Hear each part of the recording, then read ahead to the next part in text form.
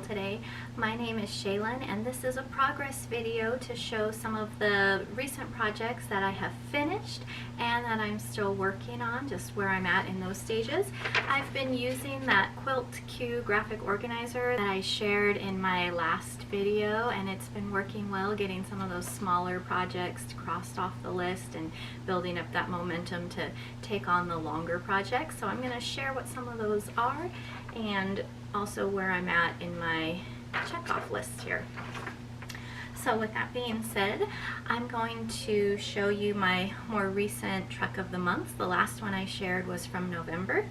So this one is my December vintage truck of the month, and these patterns are by Erica Arndt of Confessions of a Homeschooler, which I'll link below. This one has a gingham truck and a little present and Christmas tree on it. I practiced my free motion skills again, trying to free motion some trees with stars and then just swirls all over it, which I'll show up close. And then on the back is a text with just different Christmas themed words. So here's the quilting up close. I would swirl it and I'd come down and try and do the tree shape, which I found was kind of hard to do. It looked much better on paper, I felt, but then I'd come to the top and I'd make the star and keep looping around. And so I made those trees all over in several places using a green thread, so some of them show up more in other places.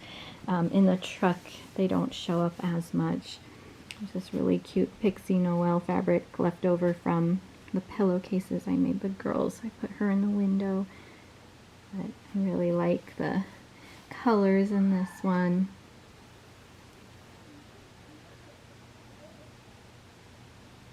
And I did some stitching in the ditch on the lettering. And then the back again has that text. All kinds of Christmas themed words.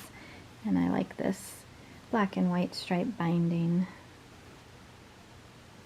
And then I really like January's. This one I just pulled out of my classroom. It's been hanging up there. But this one has a navy truck with a little mug of cocoa, and I got to embroider some steam coming out of it, which I'll show up close. And just has a low volume and a floral gray and navy background there. And then on the back was a really pretty navy floral with some grays in it too, and so I thought that looked really nice with an aqua gingham binding. And on this one I practiced doing some paisley swirls, which I thought turned out really nice. So let's come in close to take a look at those. I really love this one with the white thread. I just kind of made a tear shape and then I'd trace it again, make it a little bigger. And so I would just go around making those tear shapes, trying to make them come back to the same point. So like in this one, go around, come around again, and then come around again. So I was just trying to do that in a few spots, and sometimes I did have to lift it up and try it in other spots to avoid crossing over lines I'd already made. But I was just kind of playing with those shapes all over. You can see the texture it makes in the truck, but the thread doesn't stand out too much, which I kind of like. And then the mug's really cute with the aqua and navy. And then I stitched the gray steam there coming out of the mug. I didn't end up stitching in the ditch on this one. I just did the paisley over it, and I thought that was enough quilting on it, so I opted not to this time. But I thought it looks really cute, the aqua with the aqua gingham in the binding. And then the back, the paisley swirls do show up more on this one, and so I still like how it looks, even though it's kind of busy with the flowers. I think it's neat to see it on the back too. This next one was one of my time-sensitive gifts that I need to get in the mail, but it's a little book bag. It's called the Chloe book bag, and it's a pattern by Minky Kim. And so it has this little flap that I put a fabric with text on the top of here, and I made the small size. I also embroidered the recipient's name on it, which I'll show up close, and a little saying "Once Upon a Time" on the back. So it's really cute. I put a little buckskin tag on the side here. So this is definitely something I would like to make for myself once I get more of my projects crossed off. But this one was really quick and easy to follow. There's a tutorial video that made it really simple to put together, so I'll link that below too. But this was the Chloe book bag. Here's the book pouch up close. There's some text from a book, and I used some back stitching to put my mother-in-law's name, Vicky, on one side, and then "Once Upon a Time" on the back.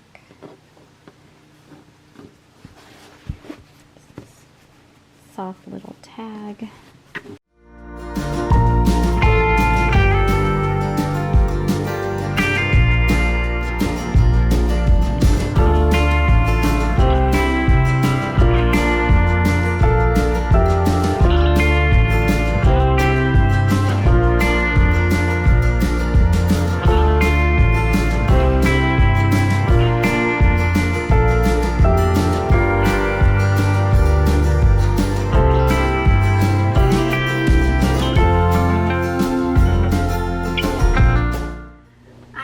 Participated in the recent Moda Love Charm quilt challenge.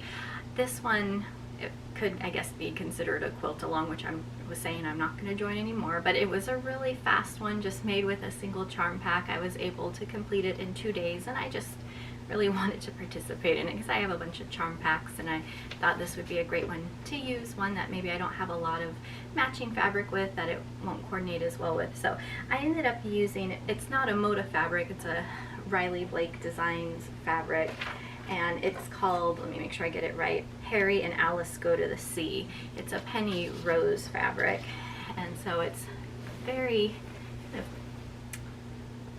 patriotic looking with the red, white, and blues, but it also has a lot of nautical beachy elements to it. So there are some roses, but there are oars and anchors and lighthouses and seahorses, starfish, so all kinds of different nautical themed items on here. I did a navy and white stripe binding on it, and on the back I've had this fabric for a long time. I've really wanted to use it, and I thought this would be perfect because it's navy and white and has ships and compasses on it, so I thought it went well with that nautical fabric. I put some wall hanging corners and a little loop so I can hang it on the wall around the 4th of July.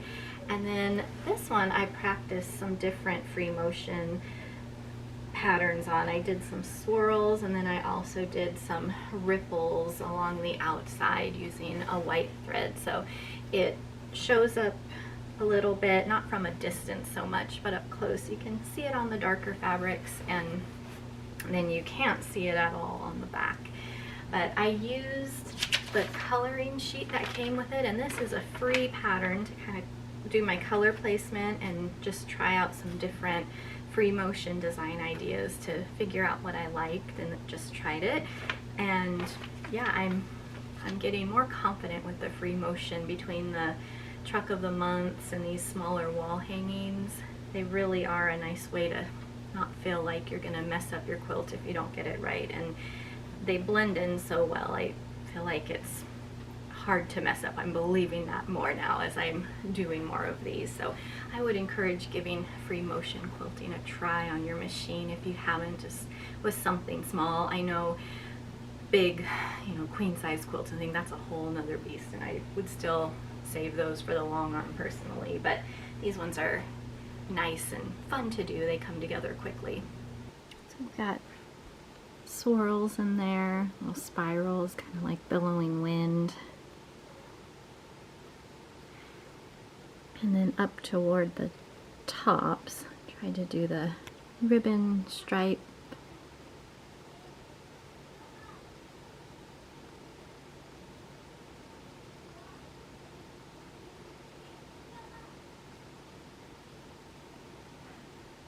I did some larger swirls and then some tighter small ones to fill in the spaces.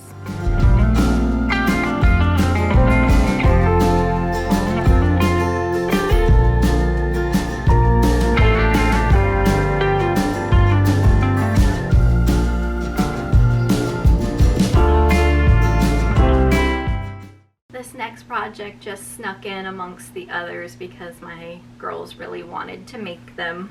They saw the pattern. These are called Frog Patch. This is a pattern from me and my sister designs, and it was just a template that you cut out on just sewn together scraps. We used just some scrap jelly rolls. The girls had a fun time picking them out, and then picked a bottom, just a little fat quarter to do the bottom of the frog, sewed on some button eyes, and yeah, they just turned out really cute and unique to each of them.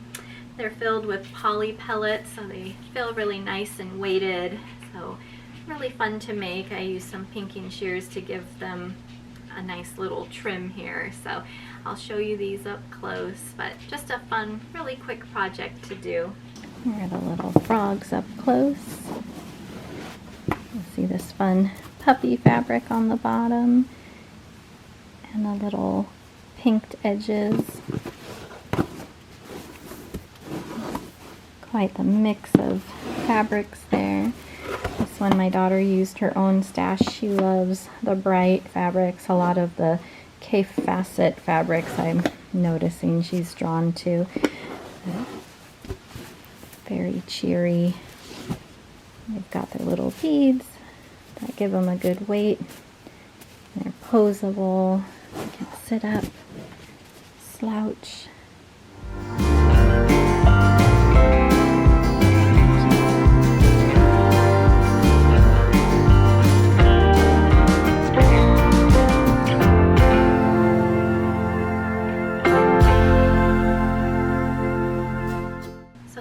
The time-sensitive or small projects that I wanted to finish, and now getting back to my main quilts, I was able to finish 3 of them and check them off the list here.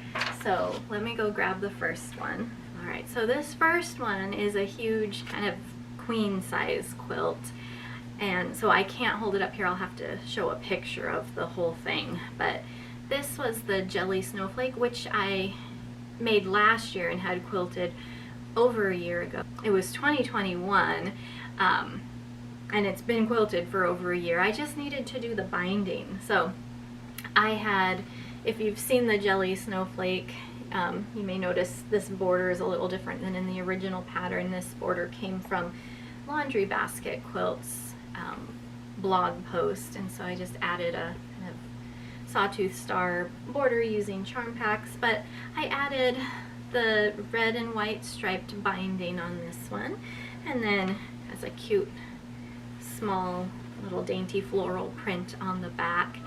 This was the at-home Bonnie and Camille fabric line in this one, and so I shared this quilt in a sew and tell video from a while ago, but it is finally done. I can cross it off the list because it has its binding. This next one has also been quilted and has been done for over a year, and my daughter has been patiently waiting for it. This one is kind of an original design as far as layout and which blocks are in it, but I did a lot of quilt math to either enlarge or shrink different blocks that she really liked to put together in a quilt for her, and then I used this shimmery polka dot sashing here to kind of sash all the quadrants together. So each section, I should say, is made up of a quadrant that has the 4 blocks in it. Each one has 2 butterflies and then a block of her choice. So this one was an envelope, and this one down here I actually made an envelope with a little pouch so you can put something in it, and I embroidered a little handkerchief with a message to her. This will be a future tutorial video showing how I did the stitching on this one, but I just wanted her to have a little message from me, and it can be kept in the envelope here. But I'll have to hold this one up so you can see the whole thing, just do a picture, but there's lots of different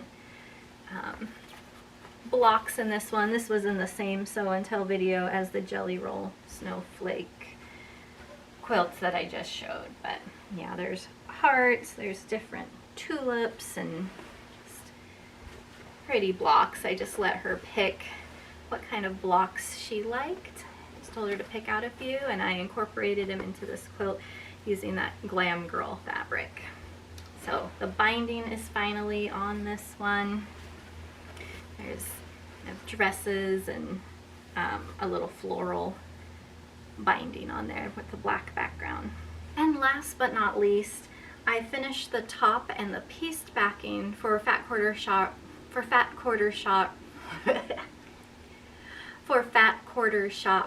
Heartfelt Quilt Along. This was a charity quilt last year, and I had the top done. You may have seen it already in a previous video, but just to remind you, it looks like this. Has all these different hearts, some of them mixed in with stars, and I used that Flower Sugar Rose Kiss fabric line. I love these vibrant cheery colors that are in here. So again, I'll show the whole thing in a picture, but what's new and what I needed to do to finish this, and by finish I mean the top and the backing, because I'm not sure when I'll get this quilted, but I'm calling it finished for now because it's ready to be quilted. But I had been saving all those little scrap pieces, half square triangles, and some odd shaped ones too. I made some of those into hourglass blocks, some of them I kept as half square triangles, so I just had all these pieces, and I wanted to make a pieced backing. And so I did that. I used the Love Note fabric, is this main red print here, but I also wanted to use all my scrap pieces. And so what I ended up making, this is a big quilt, and I'll pin this up so you can see the full view too. But I was able to make some heart shapes, and even those odd little pieces I just used as a trim for the top and bottom, or sometimes I put those trim pieces like in this heart in the middle. And so there's a band of those hearts going across. And then I made a second row. I can hold this. I made a second row with all those half square triangle pieces and just did a little design in the center, and almost like a little bracelet, like that's the medallion in the center, and then I used more of those hourglass blocks to go across on both sides. So you'll see this better when it's hanging up. But I put that in the middle, and at the end, because when you take a quilt to a long arm, they want extra, like 4 to 6 inches usually, extra on the sides, because rolling the quilt and making sure the top is aligned and doesn't come up short. If it's not aligned exactly, you want a little bit of extra. So that's what I did on the sides. I didn't make these blocks run all the way off to the side. I did pay attention to how I was centering it, because they will fold the backing to find the center and do the same thing with the quilt top. So it should be pretty centered, but some of this is going to get cut off, but it shouldn't end up cutting off my patchwork that I put on there. So if you're keeping score with me, that is 3 of the main quilts of the 12 that have been crossed off, and I'm working on the 4th one, which is the Quilting Life monthly block. It was a mystery quilt along. I just had a few more blocks to make, so I ended up doing September, October, and November. I have 1 more to make, but as of the taping of this video, I'm just 1 block away from finishing, and then I will make the top and sash it all together. And hopefully I have the months right, because I don't have the paper in front of me, but I think these are in order. So this one was September, and all of these are with the Poppy Cotton Daisy May fabric line, and then they're trimmed with a navy grunge print for the churn dash, and then kind of a gold that picks up on some of the colors in the Daisy May fabric. So this one is September.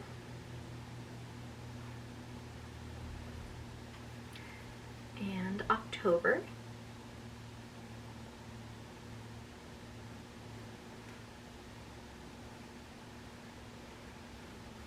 And finally November. So about half of them have a star shape, and then the others are designs usually with half square triangles, all in the churn dash block.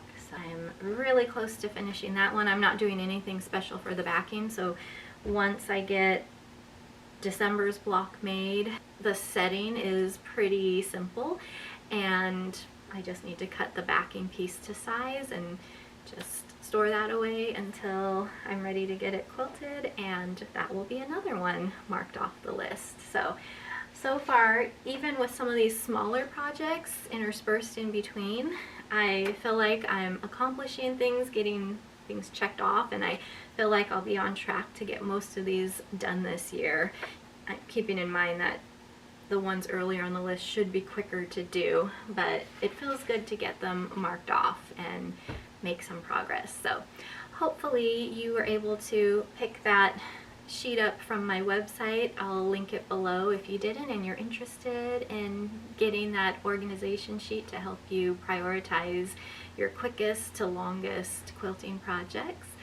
And remember, you can keep track of my progress sooner on Instagram and Facebook. I often post things that I finish as I'm finishing them there if you don't want to wait till the next progress video. So that's also at A Quilting Tale. Thank you for watching, thank you for liking and subscribing, and I will see you next time.